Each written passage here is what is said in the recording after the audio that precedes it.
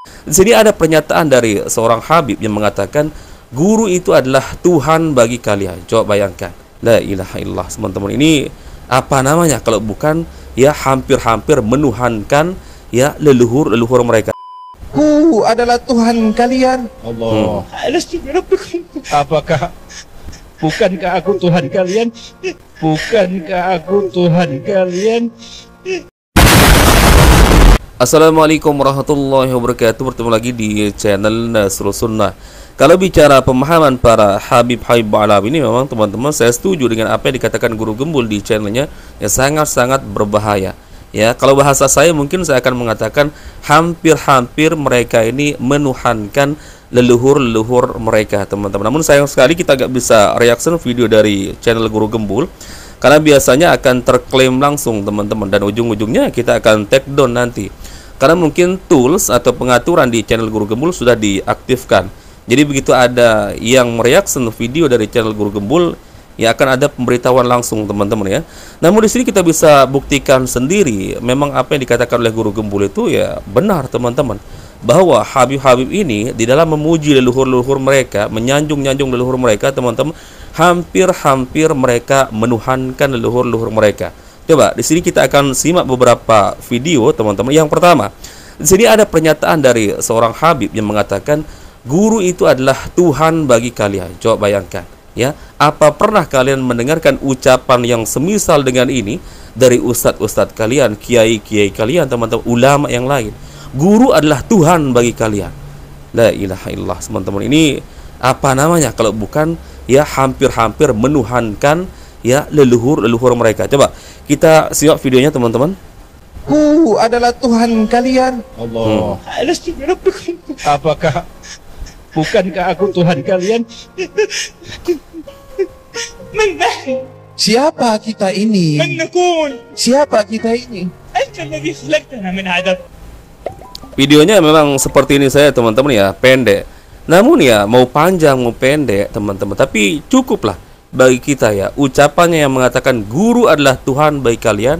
Ya ini sangat-sangat fatal, sangat-sangat menyesatkan, teman-teman ya. Mana ada ya ulama yang pernah mengatakan seperti ini? Atau yang lebih jauh lagi lah, para sahabat Nabi atau para nabi lah, teman-teman. Apakah ada para nabi ya menyebut bahwa para nabi itu adalah Tuhan bagi kalian ya? Wahai umatku, misalkan ya Nabi Muhammad, Nabi Nuh alaihissalam, pernah nggak ada yang mengatakan seperti itu? Nggak ada, teman-teman. Nah ini ya kata seorang Habib, guru adalah Tuhan bagi kalian. Subhanallah, teman-teman. Ini video yang pertama. Kita lanjut di video yang kedua. Ini dari Hadi Falatwa. Coba perhatikan, teman-teman ya. Dia mengatakan ya, ketika kita menyebut ya Umar Muhdhar, ya Umar Muhdhar, sejatinya itu kita ya menyeru kepada Allah Azza wa Jalla. Coba bayangkan, teman-teman ya. Ya, meminta atau menyeru nama Umar Muhdhar sama seperti kita meminta kepada Allah Azza wa Jalla. Apa ini bukan menuhankan Umar Muhdhar namanya, teman-teman ya? Coba kita simak videonya. Kita nyebut ya Umar Muhdhar, ya Umar Muhdhar, ya Umar Muhdhar. Ane lagi-lagi kadang-kadang suka ada yang panas sedikit kupingnya. Kok manggilnya nama orang sih, bukan nama Allah? Minta ke Umar Muhdhar. Kenapa nggak minta sama Allah Subhanahu wa taala langsung? Sebenarnya kalau kita belajar bahasa, hal-hal seperti ini hal-hal yang badihi dalam ilmu balaghah yang dinamakan dengan al-isnad ta'agli, isnadul fi'li ila ghairi ma huwa lahu. Kita nyebut ya Umar Muhdhar, pada hakikatnya ya Rabb atawajjah ilaika bijahi Umar Muhdhar. Cuman kan bahasa Arab ini ringkas. Kadang-kadang sastra, bahasa Arab ini penuh sastra. Kita manggil ya Umar Muhdhar, ya Umar Muhdhar, ya Umar Muhdhar, pada hakikatnya kita sedang minta kepada Allah Subhanahu wa taala dengan keberkahan Sayyidina Imam Umar Muhdhar bin Sayyidina Imam Abdurrahman As-Saggar. Dari mana ini? Hanif Falatos, ente ini bukan satu-satunya orang yang paham bahasa Arab. Para ustadz-ustadz yang kuliah di Madinah, di Mekah, nggak ada yang mengajarkan seperti ini. Ini saya paham maksudnya. Ya, ini maksudnya pasti tawassul, teman-teman. Mana ada tawassul ya yang disyariatkan, teman-teman, model seperti ini dengan cara menyebut nama seorang habib, seorang ustadz, seorang wali. Yang benar adalah tawassul dengan amal soleh, ya. Kemudian tawassul dengan nama-nama Allah Azza wa Jalla yang mulia. Kemudian tawassul ya menggunakan perantara ya melalui orang adalah yaitu orang yang masih hidup. Kita datangi orang yang masih hidup tersebut, misalkan ustadz, kiai, ulama, yang kita ketahui ya keilmuannya memang sesuai dengan pengamalannya secara zahir, teman-teman. Lalu kita minta kepada ulama tersebut agar mereka mendoakan kita kepada Allah Azza wa Jalla. Ini baru tawasul yang benar. Lah sekarang Anda mengucapkan ya Umar Muhdar, sedangkan Umar Muhdar juga sudah meninggal dunia.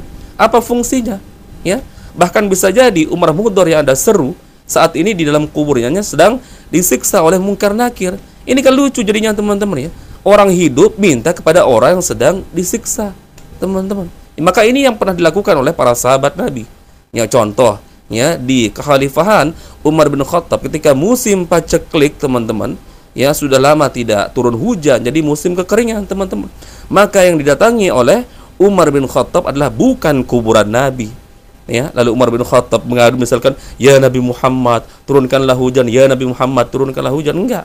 Yang didatangi oleh Umar bin Khattab adalah paman Nabi, yaitu Al-Abbas. Maka Umar bin Khattab mengatakan, wahai Al-Abbas, dahulu kami mendatangi Rasulullah ketika kami memiliki hajat, ya. Maka saat ini Nabi Muhammad sudah meninggal dunia, maka engkau wahai Al-Abbas, paman Nabi, ya berdoalah kepada Allah Azza wa Jalla agar Allah menurunkan hujan.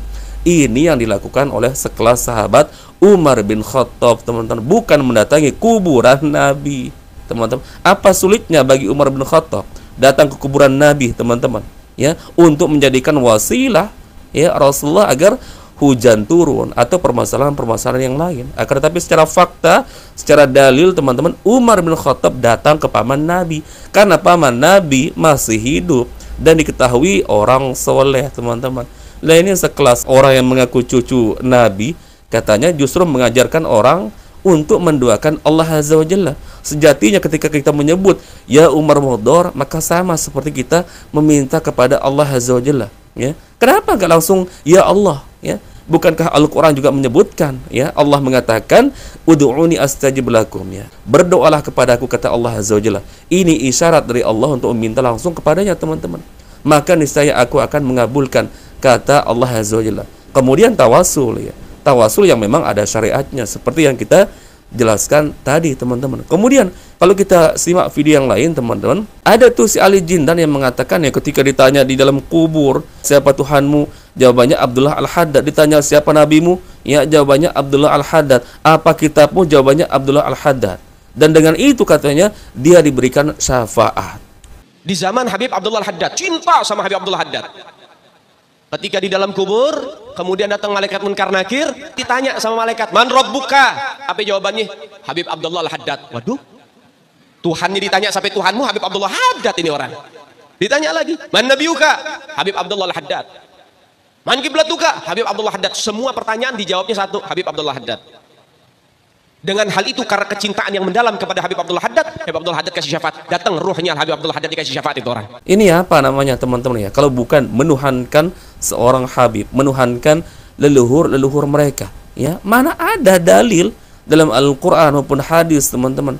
Ketika ditanya dalam kubur, jawabannya adalah seorang Habib, seorang ustadz, seorang kiai, ya. Coba tunjukkan dalam Al-Quran, ya, dalam hadis. Ada enggak, ya, pertanyaan mungkar wa nakir boleh diganti dengan jawaban sesosok manusia, sesosok habib, sesosok ulama.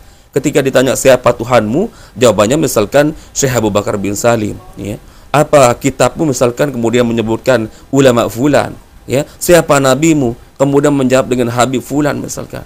Allahu Akbar. Ini jelas, teman-teman, ya, mengarah kepada menuhankan leluhur mereka, meskipun mungkin mereka enggak merasa, enggak sadar bahwa ucapan mereka ini ya ucapan yang memang mengarah ke arah situ, teman-teman, ya.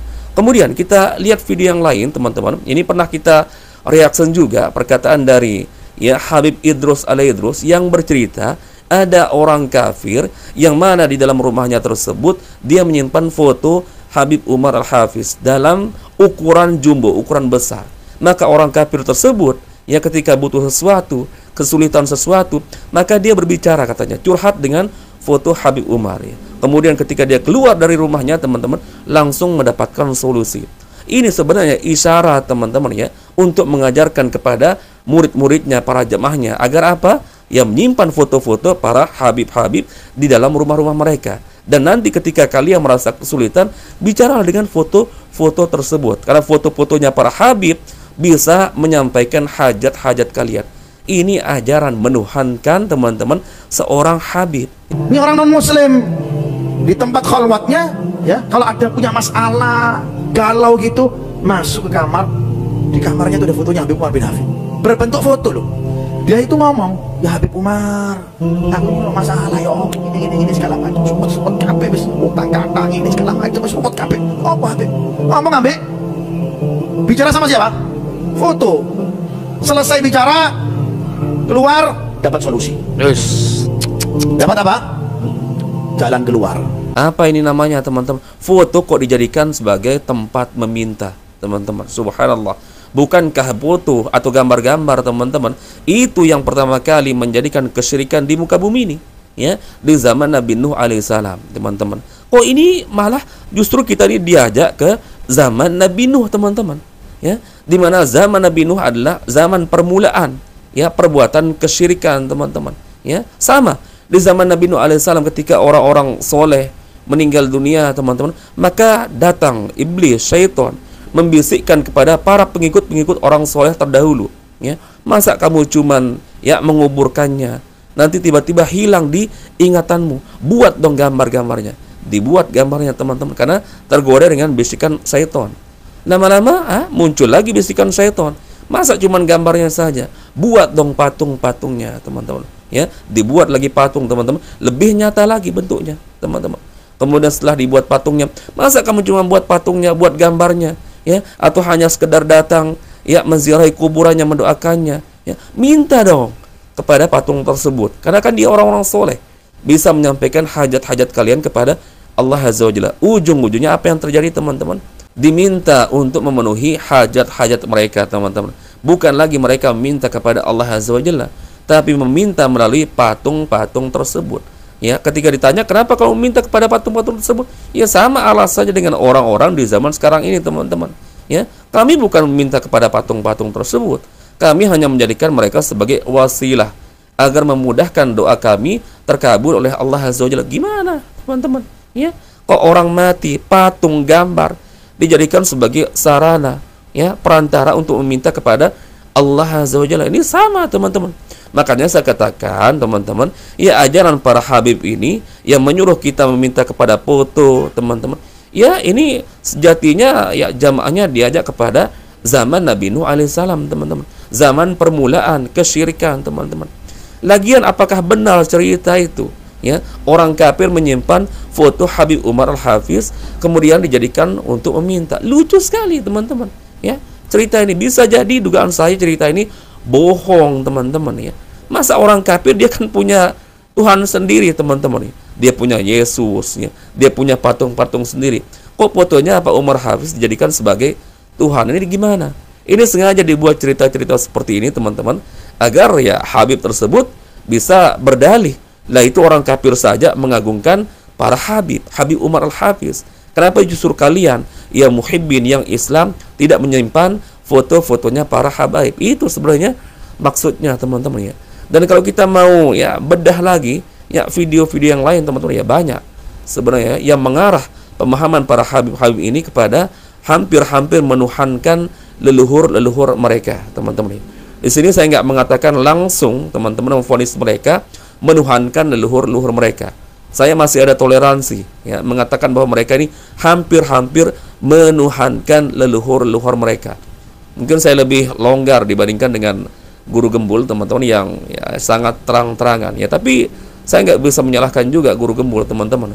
Ya, itu adalah reaksi yang sangat wajar, teman-teman, ya. Melihat memang rekam jejak track record dari para kabib-kabib ini, terutama, ya, pemahaman-pemahaman mereka yang sangat-sangat rusak, sangat-sangat menyesatkan, teman-teman, ya. Baik, mungkin itu saja, teman-teman, yang bisa kita share di video kali ini. Semoga ada manfaatnya sebagai sharing-sharing kita. Insya Allah kita bertemu lagi di video berikutnya. Assalamualaikum warahmatullahi wabarakatuh. Barakallahu fikum. Assalamualaikum warahmatullahi wabarakatuh.